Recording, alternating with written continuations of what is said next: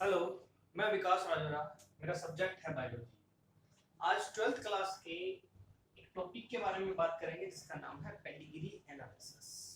Pedigree analysis में हम human में डिसऑर्डर और जो एबनॉर्मलिटी है वो किस तरीके से एक जनरेशन से दूसरी जनरेशन में जाती है और वो बताता है पेडिग्री।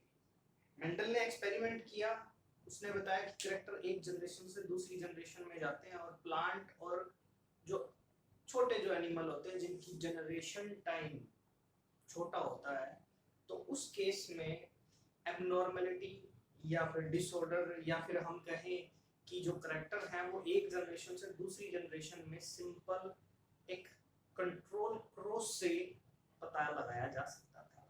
लेकिन ह्यूमन के केस में इस अल्टरनेट की जरूरत क्यों पड़ी, यानी कि जो कंट्रोल क्रॉस है उसकी बजाय एक अल्टरनेट निकाला और अल्टरनेट क्या था, हमारा पेडिग्री एनालिसिस। तो पेडिग्री एनालिसिस में करेंगे क्या क्या डेफिनेशन होगी, तो pedigree analysis of trade off several of generation of A organism. एक ऑर्गेनिज्म की सेवरल जनरेशन के ट्रेट को एनालाइज करेंगे और देखेंगे कि जो ये डिसऑर्डर है या फिर ये जो कमी आई है ये कहाँ से, ये जो ये करेक्टर है एबनॉर्मलिटी का, ये किस जनरेशन से कंटिन्यू है।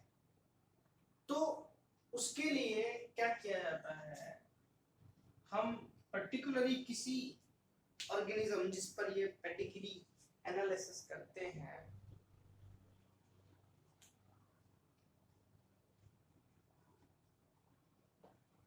प्रोपोसिटस बोलते हैं उसको, जिस ऑर्गेनिज्म पर, जैसे फॉर एग्जांपल है मेरे ही अंदर अगर किसी करेक्टर को या डिसऑर्डर या एबनॉर्मलिटी है, अगर उसे देखना है या बाल्डनेस है, भाई बालों की कमी है क्यों आई, तो अगर उसे देखना है तो क्या होगा, मेरा जो जनरेशन है जिसको हम कहेंगे मेरा जो ट्री है, फैमिली ट्री है, उसको स्टडी किया जाएगा तो मेरे बेस पर तो वो होगा हमारा तो प्रोपोसिटस। चलो अब बात करते हैं पेडिग्री एनालिसिस क्या काम करेगा। पेडिग्री एनालिसिस अभी बात की हमने एनालाइज करेंगे, ट्रेड्स और डिसऑर्डर का पता लगाएगा, एबनॉर्मलिटीज का पता लगाएगा। ये एक स्ट्रॉन्ग टूल है अब ह्यूमन में डिसऑर्डर्स का पता लगाने के लिए। चलो तो पेडिग्री एनालिसिस करते हैं तो उसके लिए कुछ सिंबल्स बनाए गए हैं, यानी कि जब हम फैमिली ट्री को डिस्कस करेंगे तो कुछ सिंबल्स बनाए गए हैं। जैसे सिंबल क्या है, मेल के लिए ये होगा, फीमेल के लिए ये होगा, इन दोनों की मेटिंग के लिए ये होगा, ये ऑफस्प्रिंग शो करेगा। ये तो बात होगी नॉर्मल्स की। अगर अफेक्टेड शो करना है तो ये डार्क हो जाएगा, या तो ये मेल और फीमेल जो भी होगा वो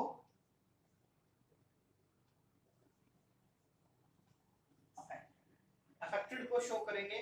इससे और भी दे रखे हैं आपके इसमें, जैसे फॉर एग्जांपल अगर दो ये दिए होते इसका मतलब क्लोज मेटिंग है। इस तरीके से कुछ सिंबल्स हमने पेडिग्री एनालिसिस में बनाए। अब बात यह थी कि इसको एनालाइज किस बेस पर किया जाता है। तो जो पेडिग्री एनालिसिस होता है इसको बेसिकली जो क्या किया जाता है, चार तरीके से कंसीडर किया जाता है। और वो कौन सा है, पहला है तरीका जिस बेसिस पर इसको कंसीडर किया जाता है, या इनहेरिटेंस को, जो डिसऑर्डर है या इनहेरिटेंस है उनको किस पर कंसीडर किया जाता है। तो इनको पेडिग्री एनालिसिस में इनहेरिटेंस को कंसीडर किया जाता है एक ऑटोसोमल डोमिनेंट, दूसरा है ऑटोसोमल रिसेसिव, थर्ड है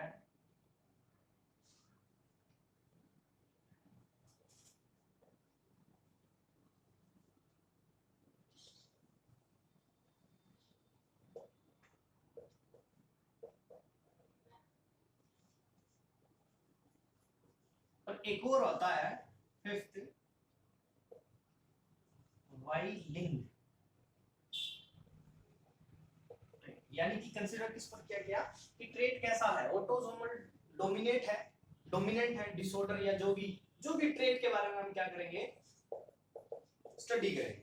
तो वो ट्रेट कैसा है, ऑटोसोमल डोमिनेंट है, ऑटोसोमल रिसेसिव है वो ट्रेट, सेक्स लिंक डोमिनेंट है, सेक्स लिंक रिसेसिव है, वाई लिंक है।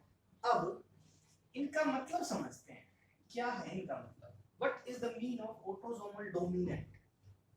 तो हम जानते हैं कि कैरेक्टर के लिए रिस्पॉन्सिबल कौन, जीन वो है जो क्या करती है, कैरेक्टर एक्सप्रेस करती है।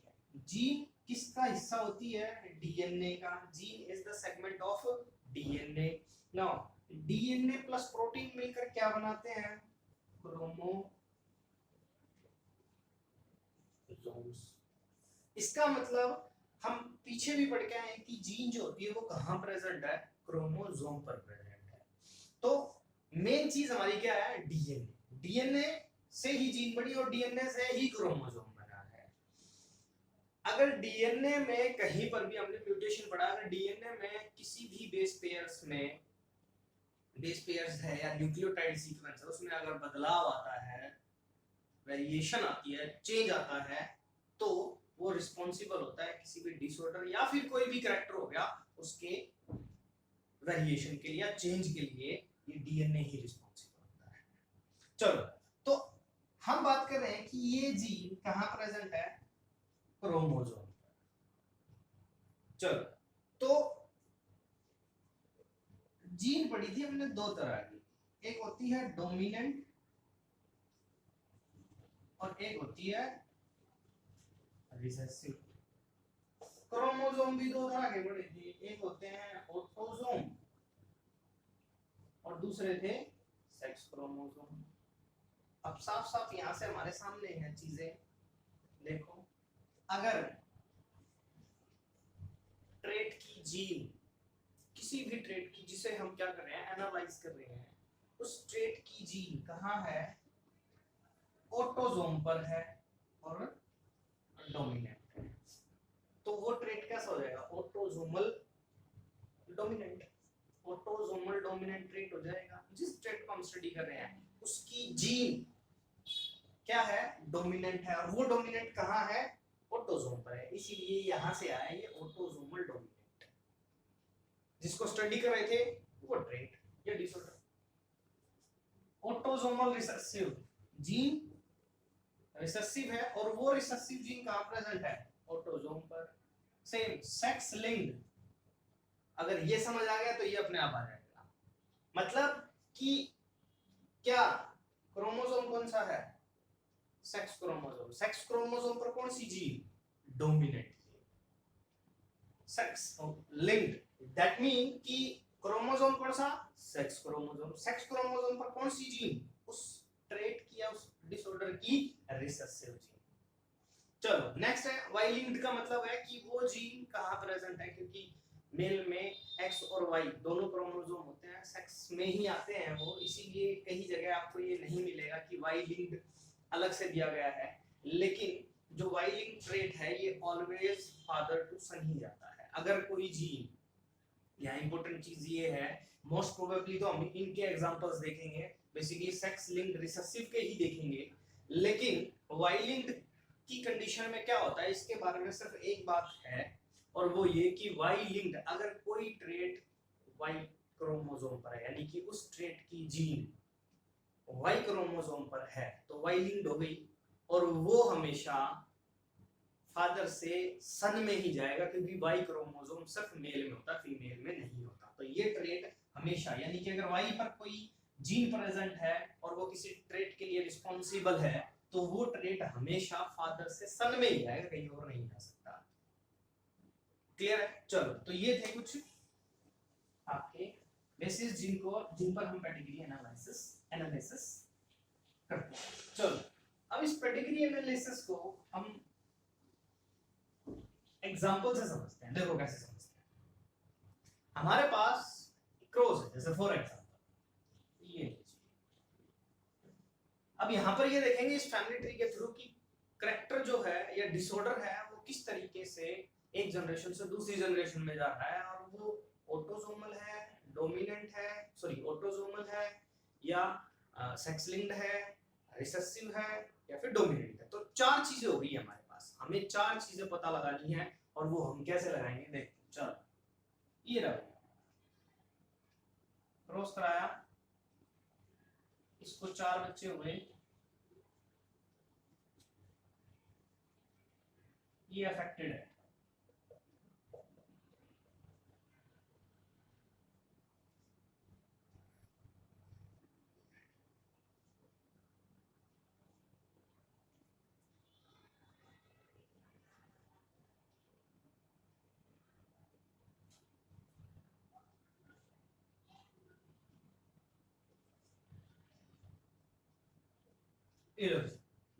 ये हमारे सामने क्रॉस है, इसमें ये जनरेशन हो गई फर्स्ट, ये जनरेशन हो गई सेकंड, और ये जनरेशन हो गई थर्ड। ये हो गया आपका 1 2 3 4, थर्ड जनरेशन में 1 2 3 4।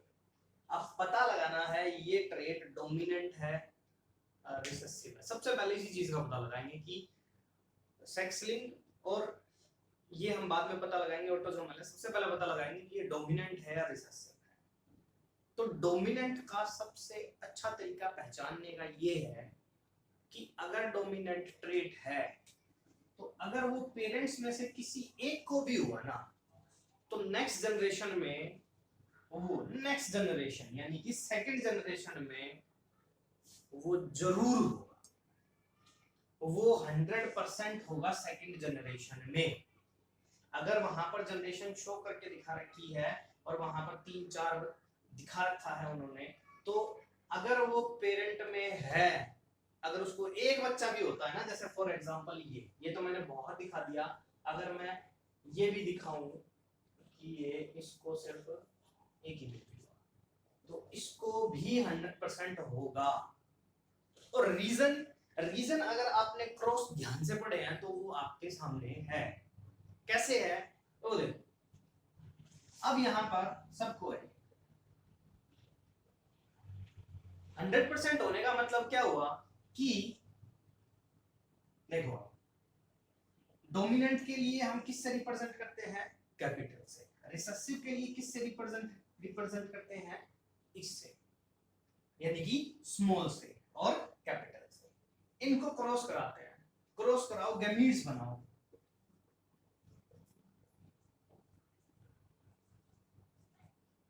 अगर पुन्नेट स्क्वायर में रखो इनको, क्या रिजल्ट आएगा? इसको इसके साथ करोगे, एटलीस्ट हर ऑफस्प्रिंग में आपको एक डोमिनेंट जीन नजर आ रही होगी, और डोमिनेंट जीन सिंगल ही काफी है एक्सप्रेस करने के लिए किसी भी कैरेक्टर को। ये है हमारे साथ, एक्सप्रेस करेगी तो सभी ऑफस्प्रिंग में होगी वो। तो इसका मतलब डोमिनेंट पहचानना बहुत आसान है कि अगर वो पेरेंट्स में किसी एक को भी है तो ऑफस्प्रिंग में वो 100% होगी, श्योर है, क्योंकि ये single gene is responsible. Single gene जो है वो रिस्पॉन्सिबल होती है डोमिनेंट में क्या करने के लिए? किसी भी कैरेक्टर को शो करने के लिए। चलो देखते हैं। तो अब आप कहोगे कि सर इसका तो ये भी हो सकता था, ये भी तो डोमिनेंट हो सकता, और ये तो रिसेसिव है, तो ऑब्वियस सी बात है इसका ये आएगा। लेकिन अगर आप ऐसा करते हो, ऐसा शो करते हो, तो इसके आप गैमीट्स बनाओ। अगर आप गैमीट्स बनाते हो तो 50-50 आएगा रिजल्ट, 50-50 रिजल्ट है। लेकिन अगर आप जनरेशन में देखो तो सभी को है ये डिजीज, तो इसीलिए ये क्या हो गया? ये प्योर डोमिनेंट होगा, ना कि हेटेरोजाइगस। हाँ, अगर ये किसी अगर 50% शो कर देता ना, 50% का मतलब है ये शो कर देता, फॉर एग्जांपल ऐसा शो कर देता। अगर उसमें एक दिखाया तो आप डोमिनेंट ही दिखाओगे, अगर उसमें दो दिखा दिए, अब ये कैरेक्टर तो डोमिनेंट ही है, डोमिनेंट है, 100% है, ये तो श्योर है, क्योंकि एक जनरेशन में है और दूसरी जनरेशन में भी एक 50% स्प्रिंग्स ऑफ स्प्रिंग्स को आ रहा है। लेकिन इस कंडीशन में क्या हो जाएगा, ये हो जाएगा स्मॉल स्मॉल और यहां हो जाएगा हेटेरोजाइगस कंडीशन। अब इसके तो जीनोटाइप हो जाएंगे ये और इसके हो जाएंगे, इज दैट क्लियर? ये हो गया। अब नेक्स्ट कंडीशन देखो डोमिनेंट में, इसको है, अब ये क्या हुआ, अब सेकंड का जीनोटाइप देखना, इसका जीनोटाइप क्या हो सकता है, ऑब्वियस सी बात है 100% रिजल्ट आ रहा है तो इसका जीनोटाइप यही होगा। क्यों, एक गैमेट यहां से आएगा और दूसरा गैमेट यहां से आएगा तो इसका जीनोटाइप तो यही होगा। ये गैमेट तो आ गया यहां से और ये गैमेट आ गया यहां से, और कोई प्रोबेबिलिटी ही नहीं है। दूसरी इंपॉर्टेंट बात, अगर करेक्टर रिसेसिव है, ये समझने की चीज है कि करेक्टर रिसेसिव है, तो हम जानते हैं रिसेसिव करेक्टर अपने आप को सिर्फ एक ही कंडीशन में एक्सप्रेस करता है, when the both allele are same, यानी कि होमोजाइगस कंडीशन में ही सिर्फ वो अपने आप को एक्सप्रेस कर सकता है, डोमिनेंट की तरह हेटेरोजाइगस वो शो नहीं कर सकता। तो रिसेसिव के लिए भी एक चीज खत्म हो गई है कि उसमें हेटेरोजाइगस होती ही नहीं है, तो इसका आंख मीच के हम लिख सकते हैं स्मॉल h। अब यहां पर क्या दिखाया मैंने, दोनों को अफेक्टेड दिखा दिया मैंने, ऑब्वियस ही बात है मैं दिखा सकता हूं, क्यों दिखा सकता हूं, ये लो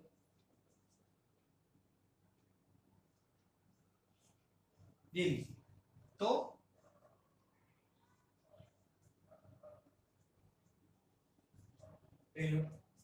अब ये अफेक्टेड है तो इनका जीनोटाइप क्या होगा, ऑब्वियस सी बात है इनका जीनोटाइप ये हो जाएगा, दोनों अफेक्टेड। चलो इसमें देखेंगे आप, यहां आ जाए, यहां आएंगे तो यहां क्या होगा इसका, ऑब्वियस सी बात है इसका जीनोटाइप क्या होगा, आप इससे देखो, ये कंडीशन यहां आ गई, ये आ गई। अगर इसकी बात करें, इसकी बात करें तो इसका मतलब क्या है, रिसेसिव हो गया, तो इसका मतलब इसका भी है, हम ये श्योर है, ये श्योर है, हम आंख नीच के लिख सकते हैं कि भाई इसका जीनोटाइप यही होगा और कोई हो ही नहीं सकता। यहां देखते हैं अब इसका, अब इसकी मदद से, ऑफस्प्रिंग की मदद से हम क्या कर सकते हैं, उसके पेरेंट का जीनोटाइप बता सकते हैं। कैसे, देखो अब ऑब्वियस सी बात है एक स्मॉल ए तो यहां से ही आया होगा, ये तो 100% है, फादर से आया है, दूसरा कहां से आया होगा, फीमेल से आया होगा, तो इसका मतलब अब कैरेक्टर भी शो हो रहा है, हम जानते हैं कैरेक्टर शो करने के लिए सिंगल एलील काफी होती है, डोमिनेंट में तो ये बन गई। इसका क्या होगा, अब इसका ऑब्वियस सी बात है स्मॉल आएगा, अब कैरेक्टर भी शो हो रहा है तो शो हो रहा है तो सिंगल एलील। अब ये था आपका dominant.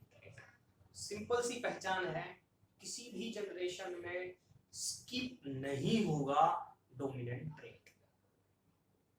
Is that clear? Next, sex की अगर बात करें, सेक्स रिलेटेड की बात करें तो सेक्स क्रोमोसोम जो होता है, अगर यहाँ डॉटर है, अब देखो यहाँ पर वाई है, इसका क्या होता है एक्स और वाई होता है। अब ये कैरेक्टर सबको है, सॉरी डिसऑर्डर जो है वो सबको है, अब सबको है तो एक्स क्रोमोसोम तो 50% में जा सकता है। फॉर एग्जांपल इसको देखो, गैमीट्स बनाओ,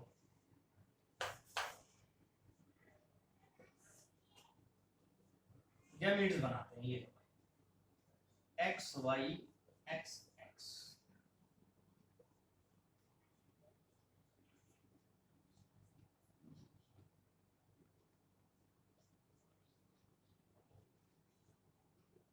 अगर इस कैरेक्टर की जीन किस पर होती, अगर एक्स पर मान लेते, वाई में ये है, अगर किसकी जीन, डिसऑर्डर की जीन मान लो इस पर है, डी से डिसऑर्डर, डी से, अगर किस पर है, इस पर है, तो ऑब्वियस सी बात है ये और एक बार इसके साथ हो गया और एक बार फादर से सिर्फ डॉटर में जा सकती है, सन में वो कैरेक्टर जा ही नहीं सकता क्योंकि उसके पास है ही एक्स। और अगर वाई है, ऑब्वियसली बात है वाई में भी 50% ही होता, लेकिन यहाँ तो 100% अफेक्टेड है, इसीलिए यहाँ पर इस पेडिग्री से हमें ये पता चलता है कि ये कैरेक्टर डोमिनेंट, ऑटोसोमल डोमिनेंट है। चलो एक और कैरेक्टर देखते हैं, एक और एग्जांपल देखते हैं।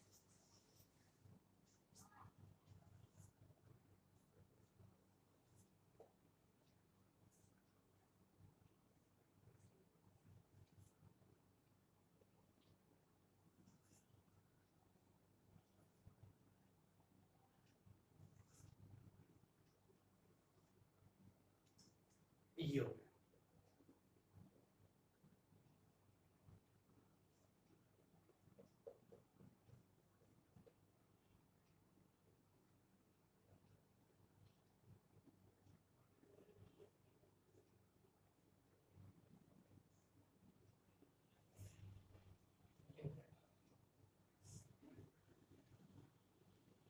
ये हो गया। अब इसको देखते हैं, ये डोमिनेंट है रिसेसिव। मैंने क्या कहा था डोमिनेंट में, अगर डोमिनेंट में पेरेंट्स को है तो ऑफस्प्रिंग को भी 100% होगा। फर्स्ट जनरेशन, सेकंड जनरेशन, ये हो गई थर्ड जनरेशन। अब यहां पर देखते हैं, यहां पर ये एक और पेडिग्री बनाया है मैंने, और इससे पता लगाना है कि करेक्टर डोमिनेंट है, रिसेसिव है, ऑटोसोमल है या सेक्स लिंक्ड है। यहाँ पर ना तो ये क्या है अफेक्टेड है और ना ही ये अफेक्टेड है, यानी कि पेरेंट्स में से कोई भी अफेक्टेड नहीं है, लेकिन अगर बच्चों को देखें तो वो अफेक्टेड है। इसका मतलब जो नॉर्मल कंडीशन है वो डोमिनेंट है और जो डिसऑर्डर है वो रिसेसिव है। एक चीज क्लियर हो गई है कि रिसेसिव है ये जो डिसऑर्डर होगा ये रिसेसिव है। अगर डोमिनेंट होता तो पेरेंट में, दोनों में से किसी एक पेरेंट में जरूर होता। ऑब्वियस सी बात है। अब ये क्या होगा, रिसेसिव होगा तो सिंपल सी बात है, इसके अगर आप जीनोटाइप देखो तो बनाओ जीनोटाइप। ये बना सकते हैं? नहीं बना सकते। क्यों नहीं बना सकते? अगर आप ये बनाओगे तो हम इसके लिए श्योर होते हैं कि ये क्या होता है, रिसेसिव और अफेक्टेड होगा। इन दोनों के जीनोटाइप ना तो ये हो सकता, क्या ये बना सकते हैं? दोनों में से किसी का भी जीनोटाइप क्या ये बना सकते हैं? चलो फॉर एग्जांपल हमने इसका बना दिया, मतलब मेल का जीनोटाइप ये बना दिया। और एक और मैं इंपॉर्टेंट बताना चाहूंगा कि जो सेकंड जनरेशन होती है ना, ये सबसे ज्यादा इंपॉर्टेंट होती है ये पता लगाने के लिए कैरेक्टर डोमिनेंट है रिसेसिव है। अगर आपने इसको ध्यान से देख लिया तो आप बता सकते हो कि ये डोमिनेंट है, रिसेसिव है, या फिर सेक्सिंग है, या फिर कैसी है। क्योंकि इसी से ही अब देखो इस जनरेशन से हम पेरेंट्स के जीनोटाइप का पता लगाएंगे। देखो, और एक के मान लेते हैं हम, फीमेल के मान लेते हैं। क्या इन जीनोटाइप से यहां पर सेकंड जनरेशन में कोई डिफेक्ट आ सकता है? नहीं आ सकता, क्योंकि 1 2 3 4 हमारे पास 4 गैमीट बनेंगे, 2 मेल से 2 फीमेल से। क्रॉस कराएंगे तो वो प्रोबेबिलिटी क्या आएगी, या तो ये आएगी या फिर ये आएगी। यानी कि एक डोमिनेंट जीन जरूर होगी, किसमें, मेल में या फीमेल में। और डोमिनेंट जीन होगी तो अपने आप को एक्सप्रेस करेगी, और एक्सप्रेस करेगी या तो अगर वो डोमिनेंट है तो क्या होगा, डिसऑर्डर शो करेगा। अगर वो डिसऑर्डर डोमिनेंट है तो शो करेगा, और नहीं है तो नहीं करेगा। दैट मीन उल्टा हो जाएगा, वो रिसेसिव ट्रेट हो जाएगा। अब इस केस में वही हो रहा है कि यहां पर होमोजाइगस दोनों में से कोई भी नहीं हो सकता, क्योंकि ऑफस्प्रिंग कैसा है, क्या रहा है, डिसऑर्डर शो कर रहा है। ऑब्वियस सी बात है। तो ऑफस्प्रिंग क्या कर रहा है, डिसऑर्डर शो कर रहा है, और कैसा शो कर रहा है, रिसेसिव। तो रिसेसिव का हम जानते हैं ये होता है स्मॉल ए। तो एक स्मॉल ए कहां से आएगा, फादर से आएगा, और एक स्मॉल ए कहां से आएगा, मदर से आएगा। लेकिन कमाल की बात है कि फादर और मदर में तो ये डिसऑर्डर है ही नहीं, शो ही नहीं हो रहा। तो ऑब्वियस सी बात है, इसका मतलब क्या हुआ, इनमें एक एक डोमिनेंट जीन है। इन दोनों में एक एक डोमिनेंट जीन है, जिसकी वजह से यहाँ पर ये डिसऑर्डर शो नहीं हो रहा। और कैरेक्टर कैसा हो गया है, डिसऑर्डर जो है वो कैसा हो गया, रिसेसिव हो गया। सेम चीज यहाँ होगी, यहाँ होगी। क्या ये लिख सकते हैं इसका? देखो मैंने ये लिखा है, क्या ये लिख सकते हैं? नहीं लिख सकते, क्योंकि अगर ये लिख दिया मैंने तो इसका मतलब ये तो डोमिनेंट हो गया। इसका मतलब इसका जीनोटाइप भी क्या होगा, ये होगा। हाँ, अब इसका जीनोटाइप देखते हैं।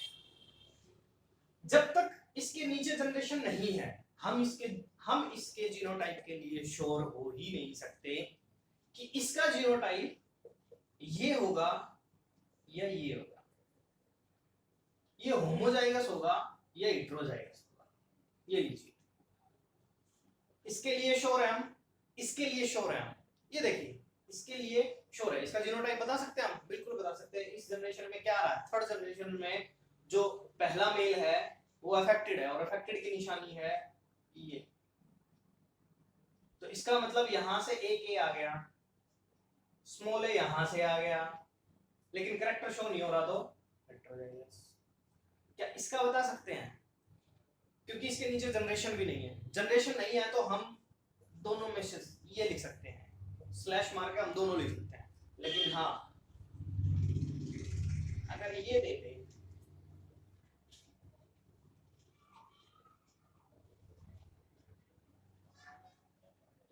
ये दे दे, अब क्या हम बता सकते हैं इसका? बिल्कुल बता सकते हैं। क्या होगा, ये जो है ए और ए, ए। अब मैंने ये डबल ए दोनों प्रोबेबिलिटी क्यों लिखी, उसके पीछे रीजन है। अगर देखो गैमेट्स बनाते हैं, हम जानते हैं इसके गैमेट्स तो यही बनेंगे, इसके गैमेट्स हम जानते हैं ये बनेंगे, लेकिन उसके गैमेट्स ये भी हो सकते हैं, क्योंकि कैरेक्टर शो ही नहीं हो रहा है यहाँ पर, नॉर्मल है। और अगर आप ये करते हो तो 50% चांसेस किसके हो जाते हैं,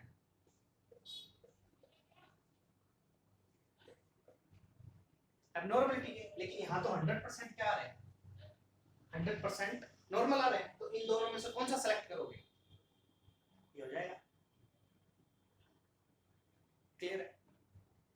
चलो, ये था हमारा क्या, एक पेडागिरी एनालिसिस, जिसमें करेक्टर आपका ऑटोसोमल रिसेसिव हो गया। ये था आपका पेडिग्री एनालिसिस, बहुत इंपॉर्टेंट है। कल इससे रिलेटेड हम डिजीज के बारे में पढ़ेंगे, मेंडेलियन डिसऑर्डर्स। उन मेंडेलियन डिसऑर्डर में हम मेंडेलियन डिसऑर्डर कह सकते हैं या जेनेटिकल डिसऑर्डर बोल सकते हैं। उन जेनेटिकल डिसऑर्डर में पेडिग्री एनालिसिस की मदद से ही उन डिजीज को स्टडी करेंगे। ये था हमारा